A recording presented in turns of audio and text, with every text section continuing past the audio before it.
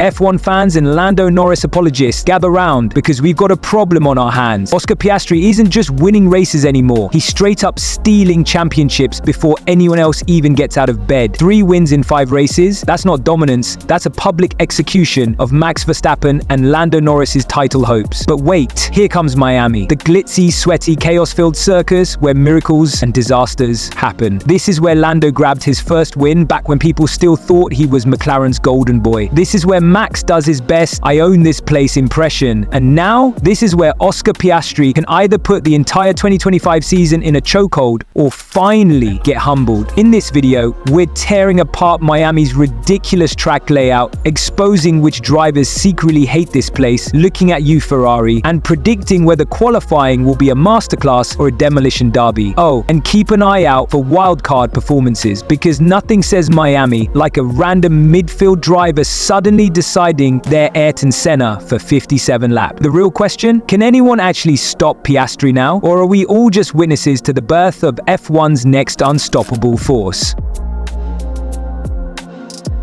Alright, let's talk about the Miami International Autodrome, the track so extra. It's basically F1's version of a reality TV show. Born in 2022, this 5.412k playground of chaos has 19 corners, 57 laps of pure drama, and 3 DRS zones that might as well come with a sign saying, "Please crash here for our entertainment." Now, don't let the palm trees fool you. This is a street circuit, but with more overtaking spots than your average tilt track. Those 3 DRS zones, pure gold. The first one's a monster, between turns 9 and 11, where slipstream battles turn into, oh no, we're 3 wide into a chicane moment. Then you got the second zone, turns 16 to 17, where drivers go from "I'm a professional" to "where's the brakes" real quick. Finally, the main straight, where DRS turns cars into fighter jets and turns defending drivers into prayer circles. Sector 1 is where dreams go to die. Tight, technical, and basically a prove you're not a fraud test for every driver on the grid. Get this wrong, and suddenly you're qualifying P15 while your teammate laughs at you from Q3. Sector 2, faster, flowier, but with that sneaky DRS zone that'll catch out anyone who forgets braking exists. And then there's Sector 3, the hold my energy drink finale. That turn 16-17 DRS zone is the overtaken hotspot, but good luck braking from 320 km/h to, I think my spine compressed, speed without yeeting yourself into the runoff. Spoiler, at least one driver will end up in the escape road like a lost tourist. So who's gonna own this track? Well, if you love late braking chaos, DRS trains that turn into demolition derbies, Miami's about to deliver. And trust me, by Sunday we'll either be crowning a new Miami master or watching someone's championship hopes drown in a pool of their own mistakes. Let's go.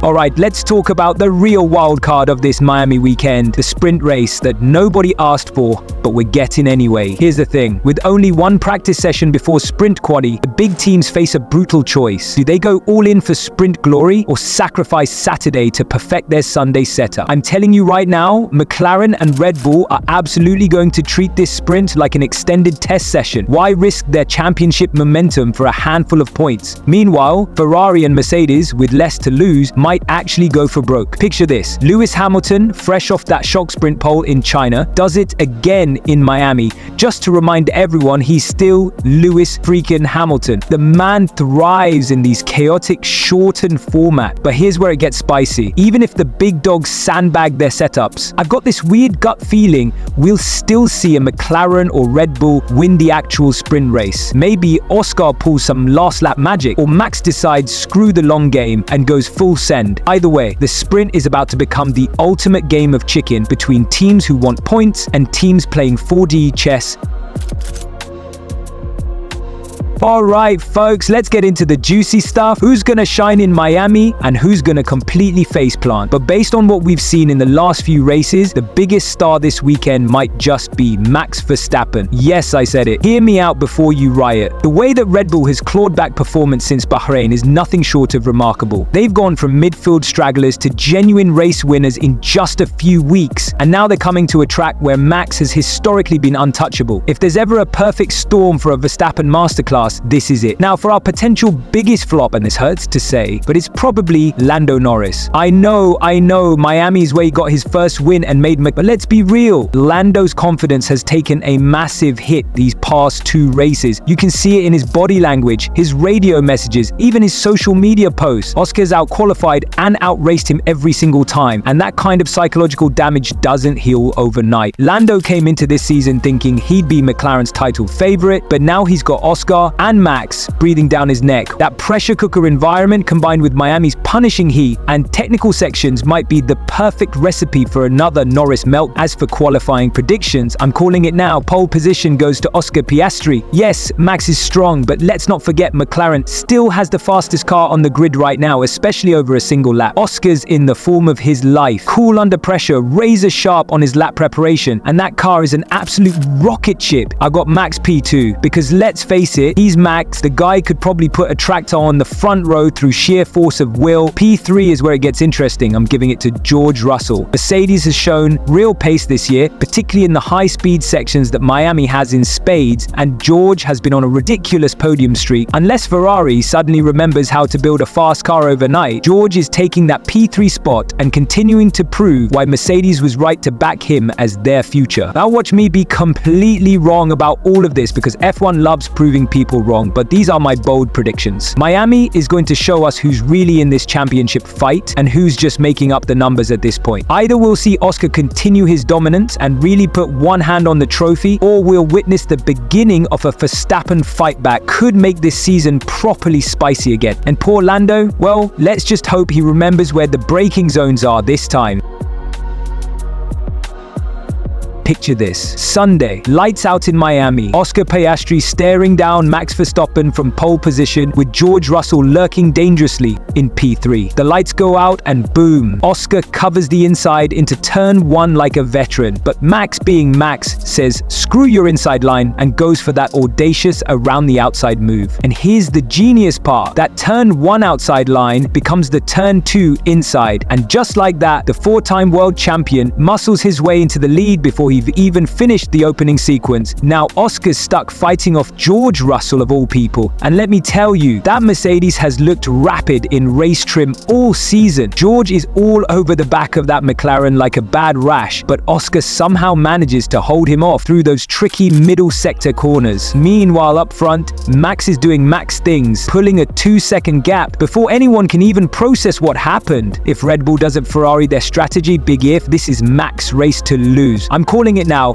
Verstappen crosses the line first, proving that rumors of his demise were greatly exaggerated. That win puts him firmly back in the championship conversation, probably jumping to P2 in the standings, while Oscar clings to the lead by his fingernails. As for our podium, Oscar manages to salvage P2 after that early overtake, with George Russell continuing his insane consistency streak in P3. And Lando, oh boy, starting around P5 or P6, struggling with tire D like we've seen all season. I'll say it right now, no podium for Norris this weekend. The way Oscar's driving, and with Max back to his old tricks, Lando might need to start worrying more about keeping P3 in the championship than catching the leaders. Crazy predictions? Maybe, but after seeing how this season's gone so far, would anyone really be surprised? Miami always delivers chaos, and this year it might just reshuffle the entire championship order when we least expect it.